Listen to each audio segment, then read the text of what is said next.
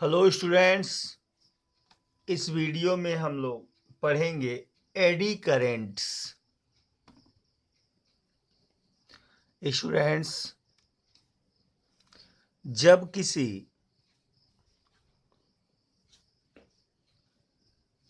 Conductor को specially solid metallic मास हो, उससे गुजरने वाले फ्लक्स में वेरिएशन कराते हैं, परिवर्तन कराते हैं,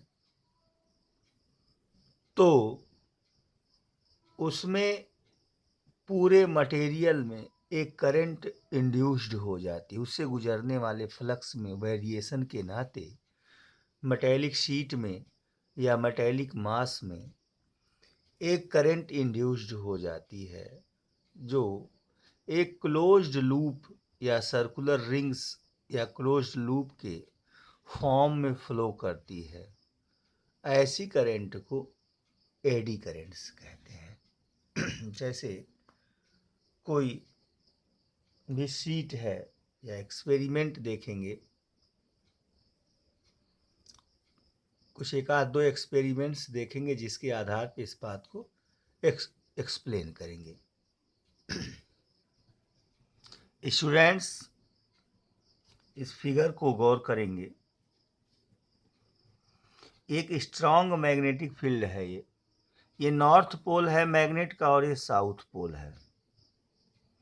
मैग्नेटिक फील्ड इस डायरेक्शन में नॉर्थ से साउथ की ओर लगी हुई है और यह एक कॉपर की प्लेट है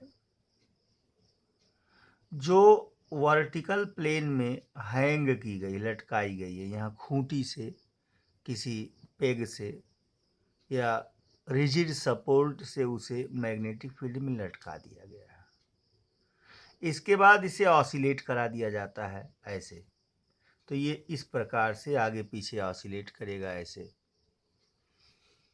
लेकिन ज्यों ही उसे ऑसिलेट कराते हैं, इस मेटेलिक प्लेट को ऑसिलेट कराते हैं, इसका ऑसिलेशन बहुत जल्दी रुक जाता है। अगर ये मैग्नेट यहाँ से रिप्लेस कर दिया जाए, ये मैग्नेट्स जो लगे हैं इन्हें हटा दिया जाए, तो उसका ऑसिलेशन बहुत देर तक चलता है। काफ़ी देर तक वो ऑसिलेट करता रहता है, आगे पीछे स्विंग करता रहता है। लेकिन मैग्नेट्स अप्लाई कर देने के बाद, मैग्नेटिक फील्ड अप्लाई कर देने के बाद ये बहुत जल्दी रुक जाता है, कुछ ही ऑसिलेशंस में रुक जाता है। फिर क्यों रुक गया, क्या हुआ? तो एडी करेंट्स उसमें क्रिएट हो जाती हैं। क्रिएट क्यों होती हैं बेटा? जब ये मैग्नेट है, इसके मैग्नेटिक फील्ड में ये ऑसिलेट करेगा इस प्रकार से, इस डायरेक्शन में, तो इससे गुजरने वाले फ्लक्स में परिवर्तन होगा, चेंजिंग होगा, और उस मेटेलिक शीट के फ्लक्स में होने वाले चेंजिंग के नाते इस पूरे बल्क मटेरियल में, पूरी शीट में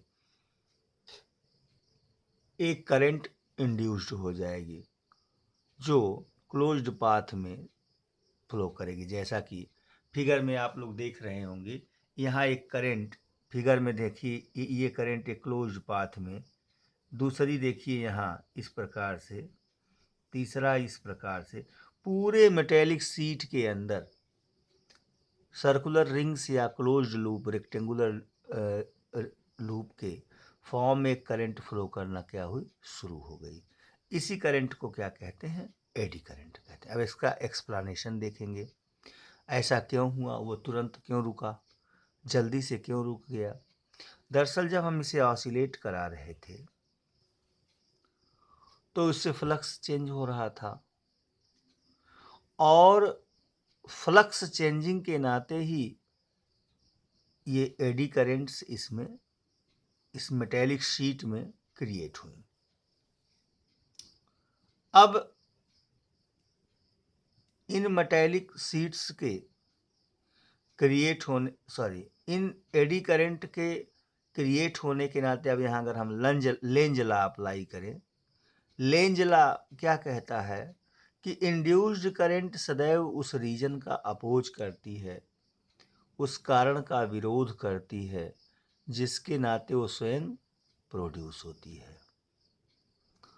तो इसमें जो एडी करंट स्टार्ट होगी फ्लो करना, वो ऐसे डायरेक्शन को चुनेगी कि वह मैग्नेटिक फ्लक्स के वेरिएशन का, परिवर्तन का विरोध कर सके। और जैसे जैसे करंट बढ़ता जाएगा, जैसे जैसे फ्लक्स चेंजिंग वेरी होता जाएगा, एडी करंट स्ट्रांग होगी और वह इस कॉइल कहिए या इसके मेटेलिक शीट के ऑसिलेशन का विरोध करेगी और उसके ऑसिलेशन को तुरंत रोक देगी। अब इसे मिनिमाइज कैसे किया गया, अब दूसरे एक्सपेरिमेंट पे ध्यान देंगे आप लोग। अब जरा इस एक्सपेरिमेंट में गौर करिएगा फिगर को। यहाँ जो कॉपर की शीट हमने लिया था, नॉर्थ पोल, साउथ पोल, सारा सेटअप वही है। हमने इसे इस प्रकार से कॉम्ब शेप में शीट को ले लिया,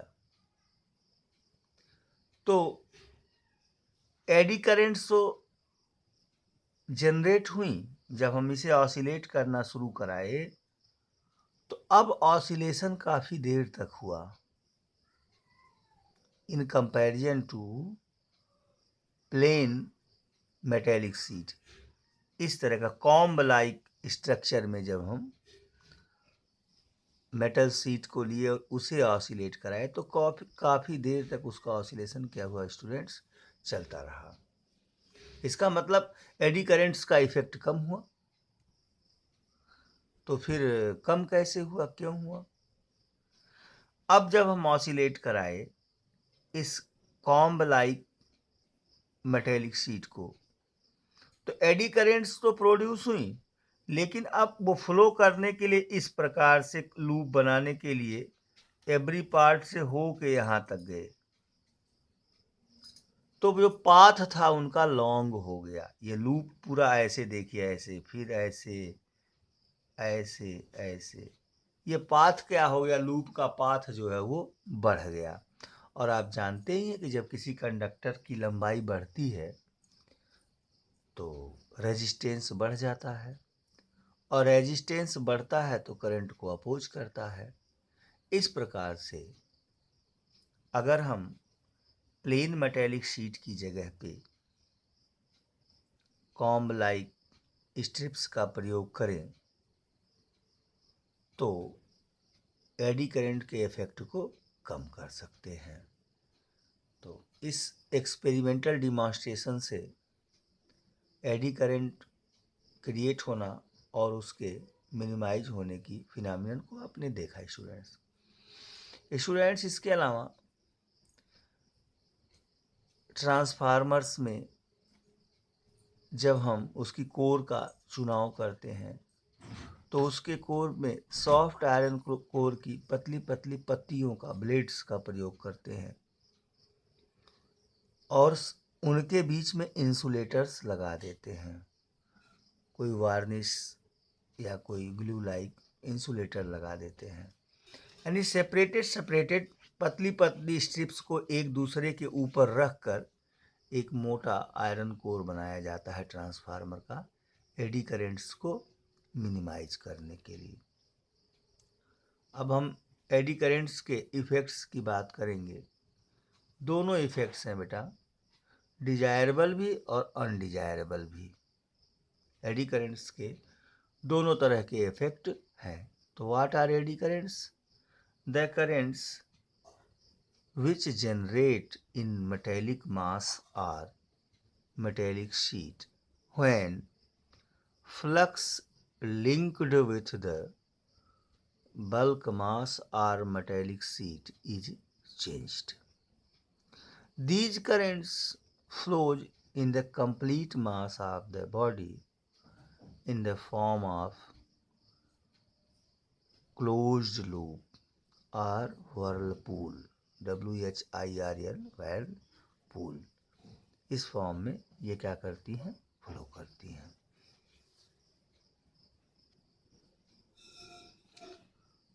अब हम एप्लीकेशंस की बात करेंगे एडी करेंट्स के। इंडक्शन फर्नेस, फर्नेस मीन्स भट्ठी होता है बच्चों। जब हम किसी मेटल का मेटलर्जी करते हैं तो उसे मेल्ट कराना होता है, उसे इम्प्योरिटीज को दूर करने के लिए उसे मेल्ट कराते हैं, हाई टेम्परेचर पे उसे गर्म करते हैं और फ्यूल के रूप में हम कोल, वुड और एनी पेट्रोलियम मटेरियल का यूज करते हैं, जिसे जलाकर हम हीट को प्रोड्यूस करते हैं। लेकिन एडी करेंट्स के हेल्प से भी उस मेटल शीट को या मेटेलिक बल्क मटेरियल को मेल्ट किया जा सकता है। कैसे? If a metal specimen is placed in a rapidly changing magnetic field produced by high frequency AC, very large eddy currents are set up. The heat produced is sufficient to even melt the metal. This process is used in extraction of some metals from their ores. जब किसी metallic specimen को, substance को बड़ी तेजी से change होने वाले magnetic field में प्लेस्ड कर दिया जाता है तो उससे गुजरने वाले फ्लक्स के चेंजिंग रेट में बहुत हाई परिवर्तन होता है, जिसके नाते एक हायर एडी करंट उस मटेरियल में, बल्क मास में क्रिएट हो जाता है और उसका टेम्परेचर बढ़ने लगता है। हीटिंग इफेक्ट ऑफ करंट के नाते उसका टेम्परेचर बढ़ता है और सफिशिएंटली लार्ज टेम्परेचर बढ़ने पे वह मेल्ट कर जाता है। दूसरा, इलेक्ट्रोमैग्नेटिक डैम्पिंग।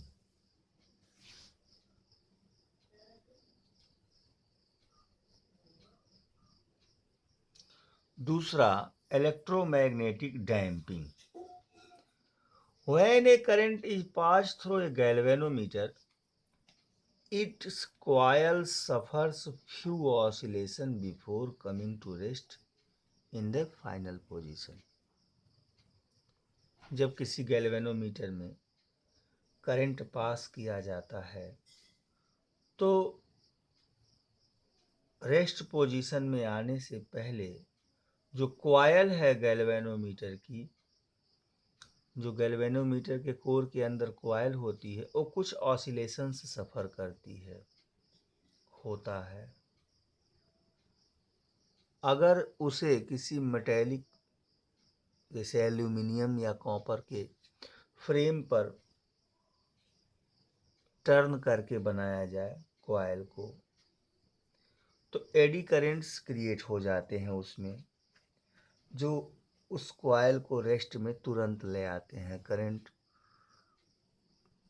सर्किट में फ्लो करना बंद करने के बाद और वो तुरंत ही डिफ्लेक्शन शून्य हो जाता है, करंट जो ऑफ होता है। इसको इलेक्ट्रोमैग्नेटिक डैम्पिंग कहते हैं। इस तरह से ये सब कुछ डिजायरेबल इफेक्ट्स हैं एडी करेंट्स के। अनडिजायरेबल में जो ट्रांसफार्मर की कोर होती है या मोटर्स होते हैं, कंडक्टर्स होते हैं कॉइल्स में, जिसमें करंट फ्लो कराते हैं, एडी करंट प्रोड्यूस होती है, जिससे एक अननेसेसरी हीट प्रोड्यूस होती है ट्रांसफार्मर के इर्द गिर्द और a large amount of current, large an amount of energy become destroyed. इस तरह से एनर्जी लॉस होती है। तो these are undesirable effects of eddy currents. Students, इस वीडियो में आपने एडी करेंट्स की डिटेल स्टडी किया, उसके डिजायरेबल एंड अनडिजायरेबल इफेक्ट्स सब के बारे में स्टडी किया। अब नेक्स्ट वीडियो में